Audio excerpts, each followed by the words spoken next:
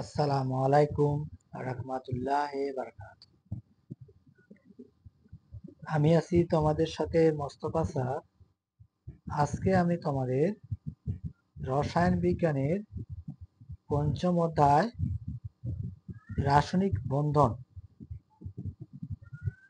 অধ্যায়ে সর্বপ্রথম যোজ্যতা ইলেকট্রন এর সম্পর্কে আলোচনা করব। প্রিয় ছাত্রছাত্রীরা, তোমরা যোজ্যতা ইলেকট্রন এবং যোজনী এক কি নয় সে নিয়ে তোমাদের মধ্যে এক বিভ্রান্তিকর সৃষ্টি হয়। যোজ্যতা ইলেকট্রন কেবলমাত্র ধাতবের ক্ষেত্রে প্রযোজ্য। সেটা ধাতব মৌলগুলোর যোজ্যতা ইলেকট্রন এবং যোজনী একই, কিন্তু অধাতব মৌলগুলোর যোজ্যতা ইলেকট্রন এবং যোজনী ভিন্ন। সেক্ষেত্রে আমরা বলতে পারি যে যোজ্যতা ইলেকট্রন ও যোজনী এক নয়। আগে যোজ্যতা ইলেকট্রন সে সম্পর্কে জানি যে কোনো মৌলের ইলেকট্রন বিন্যাসে সর্বশেষ কক্ষপথে যে ইলেকট্রন থাকে বা যে কয়টি ইলেকট্রন থাকে তাকে ওই মৌলের যোজ্যতা ইলেকট্রন বলি। তাহলে আমরা বুঝতে পারলাম প্রিয় ছাত্রছাত্রীরা যে কোনো মৌলের সর্বশেষ শক্তি স্তরে যে কয়টি ইলেকট্রন থাকে তাকে ওই মৌলের যোজ্যতা ইলেকট্রন বলে। আমরা এইভাবেও সহজভাবে বলতে পারি।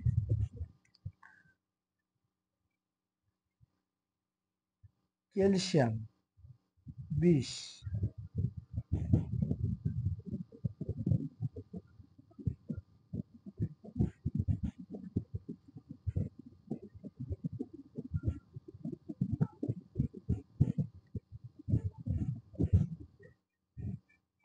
এর যোজ্যতা ইলেকট্রন কিভাবে আমরা বের করতে পারি? প্রিয় ছাত্রছাত্রীরা, সর্বপ্রথম আমাদেরকে আগে ইলেকট্রন বিন্যাসের সূত্রটা ভালোভাবে আয়ত্ত করে নিলে পরবর্তী ভেজাল একটু কম হবে। তাহলে ইলেকট্রন বিন্যাস অনুসারে 1s2, 2s2, 2p6, 3s2, 3p6, তাহলে দাঁড়াচ্ছে, এখন হিসাব করি যে 10, 12, 18, 4s2, 10, 12, 18, 20। তাহলে আমাদের সর্বশেষ কক্ষপথে, অর্থাৎ আমরা এইভাবে বলতে পারি যে প্রথম অরবিটালে 2টি ইলেকট্রন, দ্বিতীয় অরবিটালে 8টি ইলেকট্রন অষ্টকের নিয়ম অনুসারে, এবং তৃতীয় অরবিটালেও 8টি ইলেকট্রন, যেটা অষ্টক পূর্ণতা অনুসারে বর্ণনা করা হয়েছে। 8টি ইলেকট্রন দাঁড়াচ্ছে 10, 18। সর্বশেষ কক্ষপথে তাহলে আমাদের দাঁড়াচ্ছে 2টা ইলেকট্রন। প্রিয় ছাত্রছাত্রীরা, সর্বশেষ কক্ষপথে কয়টি ইলেকট্রন? 2টি। তাহলে এক্ষেত্রে 1 থেকে 3 পর্যন্ত সর্বশেষ কক্ষপথে যে কয়টি ইলেকট্রন থাকে তাকে সেই মৌলকে বলা হয় ধাতব মৌল। আমি আরেকবার বলতেছি প্রিয় ছাত্রছাত্রীরা, 1 থেকে 3 পর্যন্ত সর্বশেষ কক্ষপথে 1 থেকে 3 পর্যন্ত সর্বশেষ কক্ষপথে ইলেকট্রন থাকলে তাকে ওই মৌলের ধাতব মৌল বলা হয়। অর্থাৎ যে সর্বশেষ কক্ষপথে অরবিটালে আমার থাকতেছে 2টা মৌল, মানে 2টা ইলেকট্রন, 2টি ইলেকট্রন, 2টি ইলেকট্রন থাকতেছে, এই জন্য এটাকে বলা হয় ধাতব মৌল, মানে ধাতু। এই ধাতু যোজ্যতা ইলেকট্রন যে কয়টি এবং যোজনীয় সে কয়টি। অর্থাৎ বুঝতে পারলাম যে আমরা যে ধাতব মৌলের যোজনী এবং যোজ্যতা একই।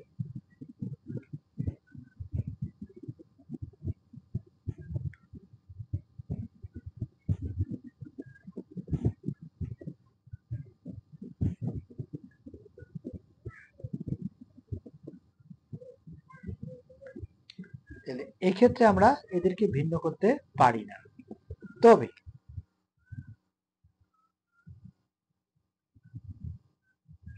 ধরলাম যে সালফার ধরলাম 16, তাহলে 1s2 2s2 2p6 3s2 10 12 3p4। তাহলে প্রিয় ছাত্রছাত্রীরা আমার 16টি থ্রি অরবিটাল, তাহলে 2টি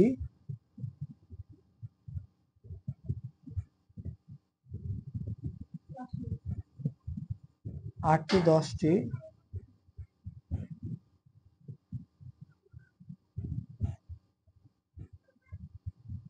সর্বশেষ শক্তি স্তরে 6টি ইলেকট্রন বিদ্যমান, 2টি 4টি 6টি। তাকে এই মৌলের যোজ্যতা ইলেকট্রন হলো কয়টি? 6টি। এই মৌলের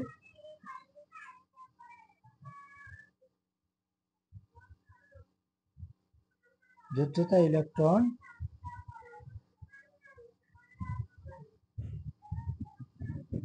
6টি।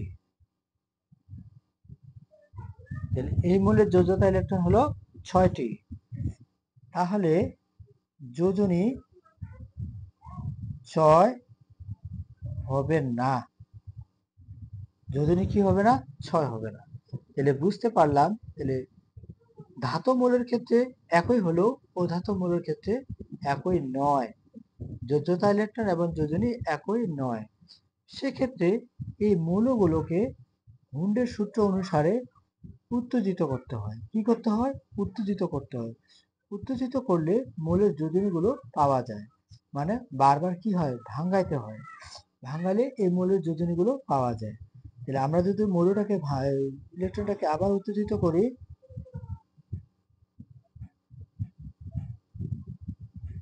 তাহলে 3p4, তাহলে আগে নিতে হয় জোড়, তার মধ্যে নিতে হয় কি? বেজোড়। 3px1 3py1, তাহলে 1 দাঁড়াচ্ছে। আবার 1s2 2s2 2p6 3s2 3p1 3pz1 3py1 3pz1 xyz। তাহলে এই ক্ষেত্রে আমরা 1 2 3 4টা পেলাম। এখন যদি এটাকে আরো ভাঙি, তাহলে 1 3p1 3px1 3py1 3pz1, আরেকটা দাঁড়াচ্ছে কি? 3pxy1। তাহলে প্রথমে xyz আবার xy দিয়ে শুরু করতে হয়। প্রিয় ছাত্রছাত্রীরা, প্রথমে xyz, পরে আবার যদি উত্তেজিত হয় তাহলে xy আবার xy ধরতে হবে, yz আবার zx, এভাবে তুমি করতে পারবে। তাহলে এক্ষেত্রে দাঁড়াচ্ছে আমাদের যে 2 3 4 5 6। সেক্ষেত্রে সালফারে প্রথমে যোজনী প্রদর্শন করছে 2, পরে যোজনী প্রদর্শন করলো 4 এবং শেষে যোজনী প্রদর্শন করলো 6। অর্থাৎ সালফার 3 বার যোজনী প্রদর্শন করে। তাহলে প্রিয় ছাত্রছাত্রীরা, যে আমি আরো সহজ ভাষায় বলতে পারি যে 4-এর উপর, অর্থাৎ 4-এর উপর যারা থাকবে তাদের মৌলের সাথে 8 অর্থাৎ অষ্টকের সাথে বিয়োগ করলে যোজনী পাওয়া যাবে। তাহলে 4-এর উপর কত? 5। যদি 5 মৌলটি হয় তাহলে বিয়োগ করলে কত? 3। তাহলে ওই মৌলটির যোজনী হচ্ছে কত? 3 এবং 5। আর যদি 6 হয় তাহলে ওই মৌলটি একবার হচ্ছে যোজনী 2 4 6। তাহলে 6 হলে বারবার উত্তেজিত হয়, 5 হলেও বারবার উত্তেজিত হয়, আর 4 হলে একবার উত্তেজিত হয়। তাহলে প্রিয় ছাত্রছাত্রীরা, আমরা অবশ্যই বুঝতে পারতেছো যে মৌলগুলোর যোজনী এবং যোজ্যতা এক নয়। সেক্ষেত্রে ধাতবের ক্ষেত্রে যোজনী যোজ্যতা এক হলেও অধাতবের ক্ষেত্রে যোজনী এবং যোজ্যতা এক নয়। তাহলে আমরা দুইটা নিয়ম করতে পারি, একটা হুন্ডের সূত্র অনুসারে, আর একটা আমি সহজভাবে যে 4-এর উপর যখন যে মৌলগুলো সর্বশেষ শক্তি থাকবে তাদের সঙ্গে 8 বিয়োগ করলে সেই মৌলের যোজনীগুলো পাওয়া যাবে খুব সহজেই। তাহলে এটা দিয়েও তোমরা সহজভাবে করতে পারবে প্রিয় ছাত্রছাত্রীরা। তাহলে এটা প্রয়োগ করে তোমরা করতে পারো। তাহলে এখন আমরা যোজনী কাকে বলে সে সম্পর্কে একটু বলি। যে তাহলে 4 থেকে 7 পর্যন্ত মৌলগুলো হচ্ছে কি অধাতব, আর 1 থেকে 3 পর্যন্ত মৌলগুলো ধাতব। ধাতব মানে ধনাত্মক, অধাতব মানে হচ্ছে ঋণাত্মক। যোজনী যে অণু গঠনকালে কোনো মৌলের একটি পরমাণুর সাথে অপর একটি মৌলের পরমাণু যুক্ত হওয়ার ক্ষমতাকে যোজনী বলে। তাহলে প্রিয় ছাত্রছাত্রীরা, যে সালফারের যোজনী 2 এবং 4, তাহলে সর্বশেষ যোজনী হচ্ছে 6। এটা পরে করতেছি প্রিয় ছাত্রছাত্রীরা। যে ধরে নিলাম যে ম্যাগনেসিয়াম ক্লোরিন, ক্লোরিনের যোজনী 1, কারণ এরা ঋণাত্মক, কারণ এরা কি ঋণাত্মক, সেক্ষেত্রে -1।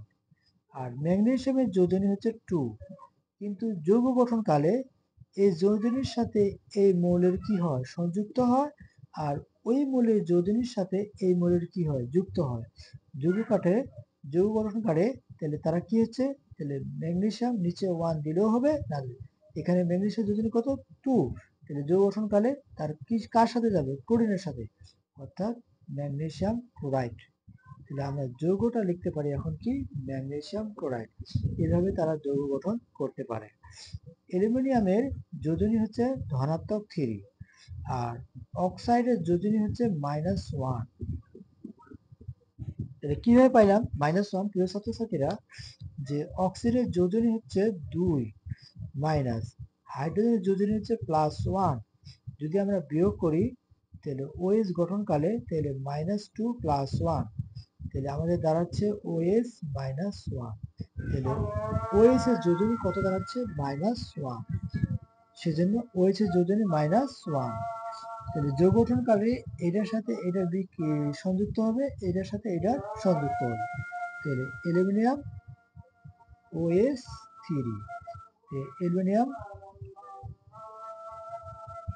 অক্সাইড। এক্ষেত্রে আমরা সহজভাবে এই যৌগগুলো গঠন করতে পারব। তাহলে অণু গঠনকালে বলছে, অণু গঠনকালে কোনো মৌলের একটি পরমাণুর সাথে অপর একটি মৌলের পরমাণু যুক্ত হওয়া। তাহলে একটি মৌলের যোজনীর সাথে অপর একটি মৌলের যোজনীর সাথে যুক্ত হয়ে একটা যৌগ গঠন করে, এটাকে বলা হয় যোজনী। এটাকে কি বলা হয় প্রিয় ছাত্রছাত্রীরা? যোজনী বলা হয়। তাহলে আশা করি তোমরা যোজনী এবং কিভাবে যোজনীর মাধ্যমে যৌগ গঠন করা যায় বুঝতে পারতেছো, এবং যোজনী এবং যোজ্যতা এক নয় সে সম্পর্কে জানতে পারলা, এবং যোজনী কোন মৌলগুলো যোজনী এবং যোজ্যতা একই হতে পারে, আবার কোন মৌলগুলো যোজনী এবং যোজ্যতা একই হতে পারে না সে সম্পর্কে তোমরা জানতে পারলে। প্রিয় ছাত্রছাত্রীরা, তোমাদের যদি এই ক্লাসটি ভালো লেগে থাকে তাহলে অবশ্যই কমেন্টের মাধ্যমে জানাবা, এবং আরো কিছু জানার থাকলে অবশ্যই কমেন্টের মাধ্যমে জানাবা। আমি আপ্রাণ চেষ্টা করব তোমাদের এই প্রশ্নগুলোর উত্তর দেওয়ার জন্য। তাহলে আজকে এই পর্যন্ত। আসসালামু আলাইকুম ওয়া রাহমাতুল্লাহি ওয়া বারাকাতুহু।